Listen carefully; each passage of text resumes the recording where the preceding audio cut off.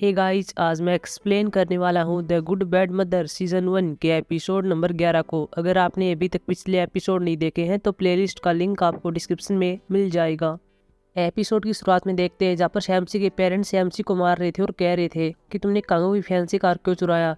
यहाँ पर शैमसी कहते हैं मुझे पैसों की जरूरत थी ताकि मैं कोई काम कर सकूँ, इसलिए मैंने हार को चुराया था। शैमसी का पिता कहता है कि तुमको कितना पैसा चाहिए। शैमसी यहाँ पर कहता है मुझे 2 मिलियन वॉन चाहिए और इस बात पर इसके पेरेंट्स इसको फिर से मारते हैं। बाद में हमें उसी सीन को दिखाया जाता है जो कि हमने एपिसोड 10 के लास्ट में देखा था, जहाँ यंगसुन कांगो से कहती है कि आज मेहमान आने वाले हैं इसलिए तुम खड़े हो जाओ, लेकिन यहाँ पर कांगो उठ नहीं रहा था। बाद में यंगसुन आगे जाने लगती है, तभी उसको चक्कर आते है और रोने से पड़ जाती है। कांगो यहाँ पर अपनी माँ को देखता है और उसकी ओर भागता है। वही हम घर के बाहर देखते हैं जहाँ पर मीजू आई हुई थी, साथ में यहाँ पर येजिन और शोजिन भी थे। लेकिन तभी हम देखते कि यहाँ पर वही लड़की आ जाती है जिसे यंगसुन और बाकी सभी मिलने के लिए गए थे। मीजू यहाँ पर इससे पूछते कि तुम कौन हो। यह लड़की कहती है कि मेरा नाम होआंग है, मुझे यहाँ पर आज कांगो से मिलना था। बाद में यहाँ पर कांगो भी चिल्लाता हुआ आता और कह रहा था कि मेरी माँ को बचा लो, मेरी माँ बेहोश हो गई है। बाद में ये दोनों अंदर आती हैं और यंगसुन को देख रही थी। हालांकि यहाँ पर होयोंग एक चिकित्सक होती है, उसे पता होता है कि क्या करना है। साथ में यहाँ पर मीजू भी इमरजेंसी नंबर पर कॉल कर देती है, लेकिन उनको आने में काफी देर हो जाएगी, इसलिए ये सभी यहाँ पर यंगसुन को इसी गाड़ी के अंदर बैठा लेते हैं और यहाँ पर मीजू गाड़ी को चला रही थी और बाद में यंगसुन को अस्पताल ला जाता है। बाद में यंगसुन को अंदर ले जाया जाता है और ये सभी बाहर बैठे हुए थे, जहाँ मीजू होआंग को थैंक यू कह रही थी क्योंकि उसने यंगसुन की मदद की थी। होआंग यहाँ पर कहती है कि वह मेरी सास बनने वाली है इसलिए मुझे उसकी मदद करनी थी। बाद में कांगो यहाँ पर होआंग से पूछता कि वैसे तुम कौन हो। होआंग कहती है कि मैंने अपना परिचय नहीं दिया, आज मैं तुमसे मिलने वाली थी। अगले सीन में गुंजा को दिखाया जाता है जिसने मीजू की बड़ी बहन के पास कॉल की हुई थी और कह रही थी कि मीजू तुम्हारे पास आने वाली है, साथ में बच्चे भी आएंगे और वहाँ पर तुम्हारे पास एक नेल की शॉप खोलेगी, तुम उसके लिए कोई जगह देख लो। यहाँ पर मीजू की बड़ी बहन कहती है कि ठीक है। बाद में अस्पताल के अंदर फिर से दिखाया जाता है जहाँ पर कांगो डॉक्टर से बात कर रहा था। डॉक्टर यहाँ पर कांगो बता रही थी कि तुम्हारी माँ को 4th स्टेज का कैंसर है। बाद में यहाँ पर मीजू आती है और डॉक्टर से कहती है कि जो कुछ भी है वो आप मुझे बता सकती हैं, इसको नहीं पता चलेगा। लेकिन यहाँ पर कांगो कहता है कि मैं अपनी माँ का गार्डियन हूँ, जो भी बात हो आप मुझको बता सकती हैं। इसके बाद यहाँ पर कांगो कैंसर का नाम सुनकर अपनी माँ के पास आता और कह रहा था कि आपको उठना होगा, आप जल्दी से उठ जाइए, आप जो चाहेंगे मैं वही करूंगा, मैं प्रोसिक्यूटर नहीं बनूंगा, ना ही मैं मीजू को पसंद करूंगा। यहीं पर कांगो के पास मीजू खड़ी हुई थी जो कि बातें सुन रही थी। वही हम बाहर देखते हैं जहाँ पर होआंग इनकी बातें सुन लेती है और बाद में होआंग के पास एंड्रिया कॉल आता है। होआंग यहाँ पर एंड्रिया से कह रही थी कि तुमने मुझको गलत आदमी से मिला दिया है। अगले सीन में गुंजा को फिर से दिखाया जाता है जो कि ट्रोटबैग से मिल रही थी और देखती है कि इसने यहाँ पर बहुत सारी बियर की बोतलें गिराई हुई हैं और इसने बहुत ही नशा किया हुआ था। यहाँ पर ट्रोटबैग गुंजा से यंगसुन के बारे में पूछता और कह रहा था कि वो कैसी है, क्या वो ठीक है। गुंजा कहती है उसको क्या हुआ है। ट्रोटबैग कहता है कि उसने तुमको नहीं बताया, उसने अभी भी इस बात को सीक्रेट बना हुआ है। अब यहाँ पर ट्रोटबैग इसको बता देता है कि यंगसुन को क्या हुआ है, उसको कैंसर है। बाद में पर गुंजा बाहर आती है और भगवान से कह रही थी कि आप ऐसा कैसे कर सकते हैं, आपने पहले उसके पति को छीन लिया और फिर उसके बेटे को ऐसा बना दिया, अब आप उसकी जान कैसे ले सकते हैं। और तभी हम देखते हैं यहाँ पर येजिन और शोजिन आते हैं जो कि यहाँ पर गुंजा को कह रही थी कि आप कहाँ पर थी। यंगसुन को पता नहीं क्या हो गया था, वो नीचे पड़ गई थी और मेरी माँ और कांगो उसको अस्पताल ले गए हैं। अगले सीन में अस्पताल के अंदर दिखाया जाता है जहाँ पर मीजू और कांगो बैठे हुए थे, जहाँ मीजू कांगो के लिए गिम्पाप लाई थी। कांगो कहते हैं कि मेरी माँ ने जिसके लिए भी गिम्पाप बनाया हुआ कभी घर पर नहीं लौटा, मेरे दादा और दादी घर पर नहीं लौटे और साथ में मेरा पिता भी घर पर नहीं लौटा। मैं तो बुरा इंसान हूँ इसलिए मेरे साथ बुरा हुआ है, लेकिन मेरी माँ तो बुरी इंसान नहीं है, उसके साथ ये बीमारी कैसे हुई। यहाँ पर मीजू कांगो से कहती है कि कोई भी बुरा नहीं है, यह चीज़ तो किसी के साथ भी हो सकती है। बाद में यहाँ पर मीजू कांगो के पास जाती है और उसको सांत्वना देती है, लेकिन तभी हम देखते हैं यहाँ पर गुंजा आ जाती है जो कि इन दोनों को देख लेती है। गुंजा यहाँ पर मीजू पर चिल्लाती है और कहती है कि इससे दूर हो जाओ। बाद में अपनी बेटी के पास आती है, उसकी पीठ पर मारती है और कह रही थी कि तुम घर पर जाओ और अपने बच्चों को संभालो, मैं यहाँ पर रहूंगी। लेकिन तभी हम अंदर देखते हैं जहाँ पर यंगसुन डॉक्टर पर चिल्ला रही थी और कह रही थी कि मैं यहाँ पर नहीं रह सकती, क्या मैं यहाँ पर रहूंगी तो क्या मैं मर नहीं सकती। हालांकि यहाँ पर बाहर से कांगो और बाकी सब आ जाते हैं, लेकिन ये अभी तक यंगसुन को नहीं दिखे थे। यंगसुन यहाँ पर कह रही थी मुझे घर पर जाना है, आज मेरे बेटे की दुल्हन आने वाली है, मुझे उससे मिलना है। और बाद में अब यंगसुन इन सभी को देख लेती है। गुंजा पर यंगसुन के पास जाती है, उसे गले लगाती है। अगले सीन में शैमसी को दिखाया जाता है जो किसी लड़की से मिल रहा था जिसने इस लड़की को बैग बेचा था। ये लड़की बैग को वापस कर रही थी और कह रही थी मुझे मेरे पैसे चाहिए, ये बैग तुम्हारा फटा हुआ है, इसकी सिलाई नहीं हुई है। लेकिन यहाँ पर शैमसी कहता है कि मेरे पास पैसे नहीं है, लेकिन यह लड़की इसकी बात पर विश्वास नहीं करती। बाद में शैमसी की लड़की को अपना फोन दिखाता और कह रहा था कि तुम देख लो मेरे पास पैसे नहीं है, लेकिन यह लड़की कहती है कि तुम्हारे अकाउंट में तो 2 मिलियन वॉन पड़े हुए हैं। इसको देखकर शैमसी चौंकता है। बाद में शैमसी गाड़ी में जा रहा था और अपनी माँ के पास कॉल करता और कह रहा था कि आपने मुझे बताना चाहिए था कि मैंने पैसे ट्रांसफ़र कर दिए हैं, क्या मुझे और पैसे भी मिल सकते हैं। लेकिन यह बात कहने के बाद यहाँ पर शैमसी की माँ फोन में कट कर देती है। बाद में यहाँ पर शैमसी बैग को देखता और कह रहा था कि ये बैग कहाँ से फटा हुआ है। इसके बाद इस बैग के अंदर जागता है और अपना हाथ देता है और अंदर उसे एक लिफाफा मिलता है जिसके अंदर हम देखते हैं कि एक DNA टेस्ट होता है और साथ में यहाँ पर एक SD कार्ड भी होता है। शैमसी इसको देखकर चौंकता और कह रहा था कि ये सब क्या है। अगले सीन में देखते हैं जहाँ पर यंगसुन घर पर आ जाती है, साथ में यहाँ पर कांगो होता है। यंगसुन यहाँ पर हाउंग के पास कॉल करती और कह रही थी कि तुम कहाँ पर चली गई हो, मैं घर पर आ गई हूँ।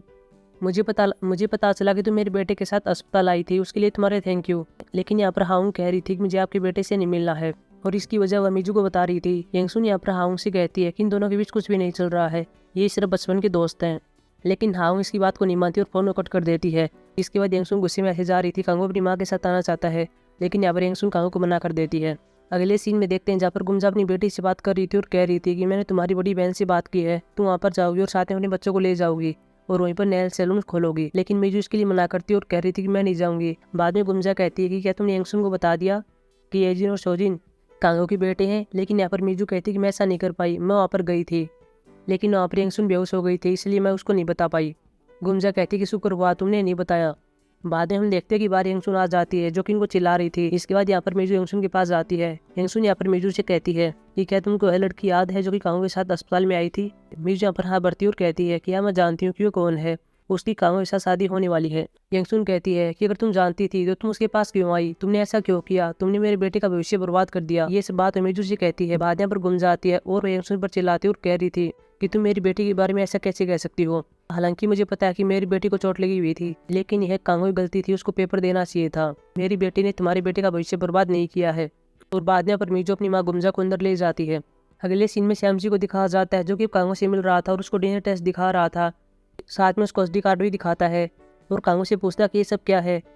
कांगो यहाँ पर कहता है कि मुझे नहीं पता। श्यामजी कहता है कि तुम एक प्रोसिक्यूटर थे, तुमको पता होगा कि ये सब क्या है, तुम याद करो। लेकिन यहाँ पर कांगो कहता है कि मुझे नहीं पता ये सब क्या है और वैसे भी मुझको प्रोसिक्यूटर नहीं बनना है।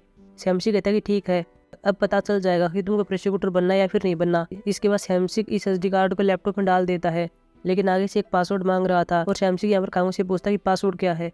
कांगो यहाँ पर वही पासवर्ड बता रहा था जो उसने पहले लाया था, लेकिन यहाँ पर यह पासवर्ड नहीं होता। बाद में श्यामजी के पास फोन आता है, वो बाहर चला जाता है। अब यहाँ पर कांगो लैपटॉप पर बैठता है और अचानक से उसको पासवर्ड याद आ जाता है और यहाँ पर यह फाइल खुल जाती है और यह एक ऑडियो फाइल होती है। बाद में श्यामजी आता है और देखता है कि तुमने तो कमाल कर दिया। इसके बाद ये दोनों यहाँ ऑडियो को सुनते हैं। इस ऑडियो में हमें सुनाई देता है कि कांगो साथ में चेयरमैन सोंग और साथ में ताइसू ये तीनों बात कर रहे थे, जहाँ कांगो ताइसू के साथ एक सेटलमेंट कर रहा था कि मैं तुम्हारी बेटी से शादी करूंगा और सोयून के पास जो तुम्हारा बच्चा है उसको मैं मार दूंगा और साथ में सोयून को मार दूंगा। ये सब बातें इस ऑडियो फाइल के अंदर थी। साथ में अपनी ऑडियो फाइल के अंदर ताइसू का नाम लिया जा रहा था, साथ में चेयरमैन सोंग का भी नाम लिया जा रहा था। हालांकि साथ में हमें अपने फ्लैशबैक सीन में दिखाया जाता है जहाँ ये तीनों इसी के बारे में बात कर रहे थे। श्यामजी यहाँ पर कांगो से पूछता कि ये सब क्या है, क्या तुमने सच में किसी को मारा है। लेकिन यहाँ पर कांगो कहता है कि मैं नहीं जानता। कांगो कह रहा था कि मुझे जानना है कि ये सब क्या है।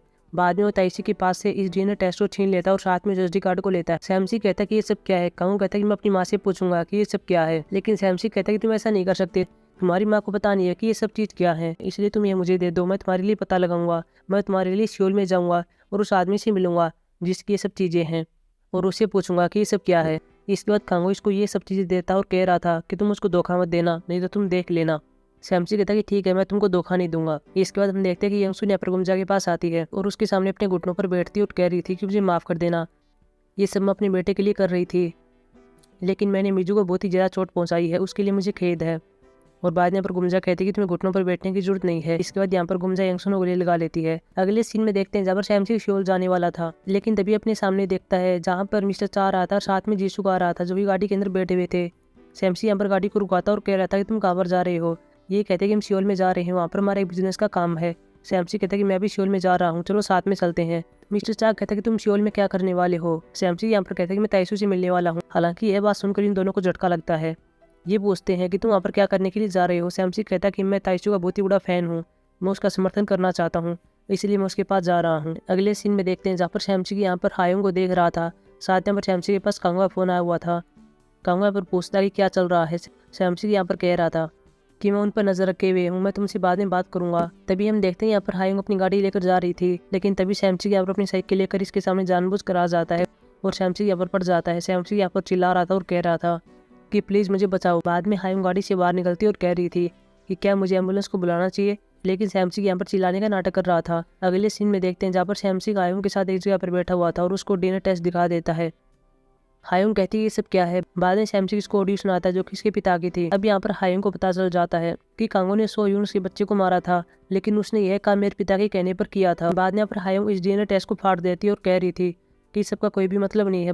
बाद में हायोंग यहाँ जाने लगती है लेकिन तभी यहाँ पर सैमसी पीछे से कांगो का नाम लेता और कह रहा था कि उसके पास इसकी एक और कॉपी है। बाद में यहाँ पर हायोंग सैमसी के पास आती है और कहती है कि तुम्हें क्या चाहिए। सैमसी यहाँ पर कहता है कि मुझे 202 मिलियन वॉन चाहिए। हायोंग इसकी बात मानती है और कहती है कि तुम्हें 1 घंटे तक यहाँ पर वेट करना, मैं वापस आऊँगी। बाद में यहाँ पर हायोंग चली जाती है। इसके बाद सैमसी बाहर आता है, जहाँ कांगो से बात कर रहा था और कह रहा था कि मैंने सब कुछ सुलझा लिया है। लेकिन तभी यहाँ पर कुछ आदमी गाड़ी लेकर आते हैं और सैमसी को पकड़ लेते हैं। अगले सीन में देखते हैं जहाँ पर ये आदमी सैमसी को टॉर्चर करते हैं और कह रहे थे कि क्या तुमको यहाँ पर चेयरमैन सोंग ने भेजा है। लेकिन यहाँ पर सैमसी कहता है कि उसने मुझको नहीं भेजा है। और ये आदमी जो कि सैमसी को यहाँ पर टॉर्चर कर रहे थे, ये आदमी ताइसुके थे। और तभी हम देखते हैं यहाँ पर गाड़ी लेकर मिस्टर चा और साथ में जिनसुक आता है, जो कि इन सभी को मारते हैं।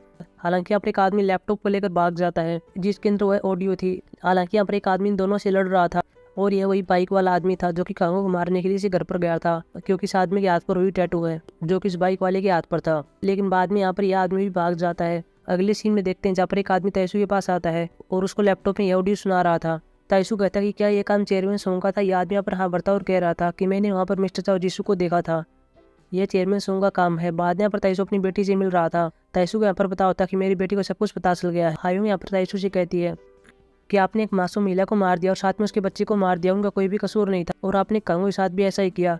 ताइसु यहाँ पर कह रहा था कि हाँ मैंने ऐसा किया है, लेकिन इसमें तुम भी शामिल हो। जब तुम कैसा पता चला कि कांगो तुम्हारा यूज कर रहा है मुझे मारने के लिए, तब तुमने उसकी बोतल के अंदर नींद की गोलियां मिलाई थी। लेकिन ये सब पास्ट की बातें हैं, तुम इन सबको याद मत करो और हमारा खुलासा कोई नहीं कर सकता जब तक तुम अपना मुंह बंद रखोगी। अगले सीन में देखते हैं जहाँ पर हायोंग की शादी होने वाली थी और यहाँ पर सभी मेहमान आए हुए थे। तभी हम देखते हैं यहाँ पर चेयरमैन सोंग भी आता है और ताइसु से मिलता है। हालांकि यहाँ पर ताइसु चेयरमैन सोंग को देखकर थोड़ा चौंक जाता है, क्योंकि यह यहाँ पर बिना बुलाए आया था। बाद में यहाँ पर चेयरमैन सोंग अंदर जाता है, लेकिन बाद में दिखाया जाता है कि यहाँ पर दूल्हा तो आ गया था, लेकिन यहाँ पर दुल्हन नहीं आई थी। अब यहाँ पर मैं दिखाया जाता है कि दुल्हन यहाँ पर क्यों नहीं आई।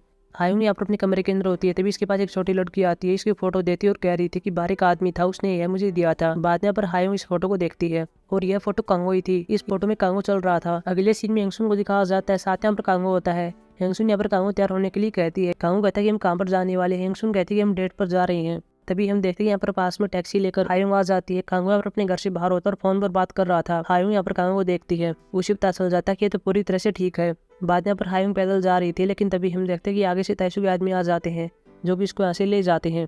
कांगो यहाँ पर जब फोन पर बात कर रहा था तब वो अपनी जैकेट में देखता है कि इसके पास एक और फोन है। इसे पता नहीं चलता कि यह फोन किसका है और शायद यह फोन इसी का होना चाहिए। बाद में दिखाया जाता है कि हायोंग को यहाँ पर घर पर लाया जाता है, लेकिन यहाँ पर ताइसु अपनी बेटी को मार रहा था।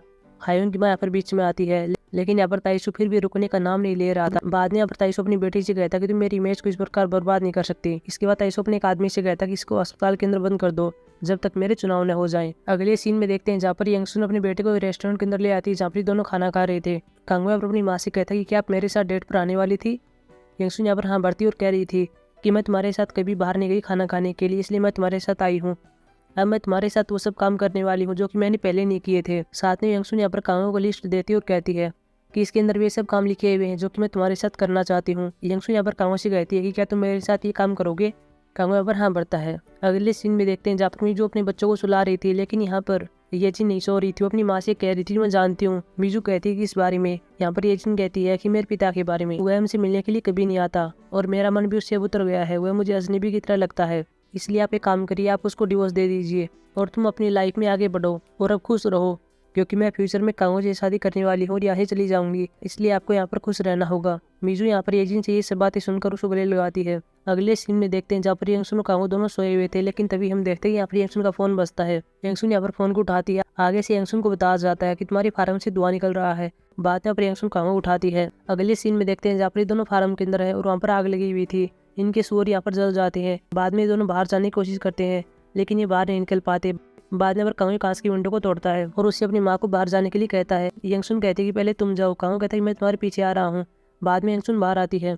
हालांकि जब यहाँ पर कांगो जैसे ही बाहर आने की कोशिश करता है, तभी एक चीज कांगो सिर से टकराती है। कांगो यहाँ पर नीचे पड़ जाता है। बाद में यहाँ पर कांगो नीचे पड़ा हुआ था और एक फ्लैशबैक सीन याद करता है, जहाँ कांगो यंगसुन के पेट के अंदर था और बाहर से इसका पिता इसको पुकार रहा था। हाइसी की यहाँ पर कांगो से कह रहा था कि क्या तुमको तुम्हारे पिता की आवाज़ सुनाई दे रही है, क्या तुम अभी भी सो रहे हो, तुमको उठना होगा। और बाद में यहाँ पर कांगो उस फ्लैशबैक सीन को याद करता है, जहाँ पर कांगो गाड़ी के अंदर बैठा हुआ था और हायोंग ने इसको नींद की गोलियां दे दी थी। और बाद में यहाँ पर हायोंग अपने दुपट्टे को लेने के लिए जा रही थी। अब यहाँ पर मैं दिखाया जाता है कि कांगो को जाग आ गई थी और मैं यहाँ पर उस बोतल को देख रहा था जिसके अंदर हायोंग ने नींद की गोलियां मिलाई हुई थी। और बाद में यहाँ पर कांगो बेहोश हो जाता है और पीछे से एक ट्रक आता है और गाड़ी को टक्कर मारता है। ये सब फ्लैशबैक सीन यहाँ पर कांगो याद करता है।